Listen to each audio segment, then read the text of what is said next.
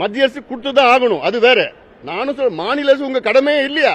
ஓ, நீ அப்படி வரியா சார்? சட்டை கிழிஞ்சிருக்கான் தானே பாக்குறீங்க? நான் தான் சொன்னேன் ரொம்ப தெளிவா இருக்குன்னு, நம்புங்க சார். 48 லட்சம் கோடி பட்ஜெட்ல தமிழ்நாடு எதுவும் வராதா? இதெல்லாம் ஏன்டா என்கிட்ட கேக்குற? காங்கிரஸ் இவ்வளவு காலமா பட்ஜெட் போட்டு இருக்குது. காங்கிரஸ் வந்து எல்லா மாநிலத்துல பேரை சொல்லிருக்காங்களா? பட்ஜெட் சொல்லிருக்காங்களா? அப்போஸ் குளுக்கோஸா? அப்போஸ்ங்க, அப்போஸ்னா ஆமான்னு அர்த்தம். திட்டங்கள் வரும்,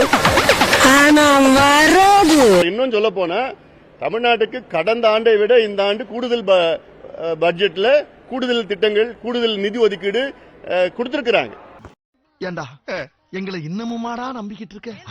எங்க பேசிக்கிட்ட பார்த்தாவே உனக்கு தெரிய வேணாமா அவங்க தருவாங்களா தரமாட்டாங்களான்னு? அதுல என்னன்னு கொஞ்ச நாள் தெரிய போகுது நமக்கு. டேய் சும்மாறா, நானே நொந்து போயிருக்கேன்.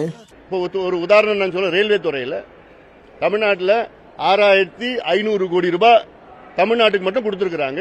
உனக்கு வெக்கமே இல்லையாடா? ஒரு ரயில்வே துறையில போன்ற ஒவ்வொரு துறையிலும் கூடுதலாக கொடுத்துட்டு இருக்கிறாங்க. இல்ல வாங்குற காசுக்கு மேல கூறாடா கொய்யா.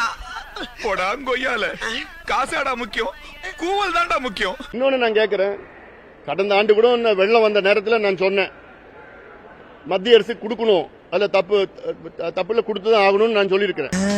இப்பதான் பிரைட் ஆரம்பிக்கிறான். அதே வேளையில நான் மாநில அரசு கேட்கிறேன், தமிழக அரசு கேட்கிறேன், கேளுடா கேளு. நீங்க 2 லட்சம் கோடி பட்ஜெட் போடுறீங்க, சாரி 3 லட்சம் கோடி பட்ஜெட் போடுறீங்க. ஏதோ பேசுறதுக்காக நான் பேசிட்டு இருக்காத, நேரத்துக்கு கடத்தாத, நல்ல விவரமா பேசு. அந்த 3 லட்சம் கோடி பட்ஜெட்ல ஒரு 1000 கோடி உங்களால வெள்ளத்துக்கு ஒதுக்கீடு செய்ய முடியாதா? மாமா என்னடே அவன் இன்னும் திருந்தல மாமா.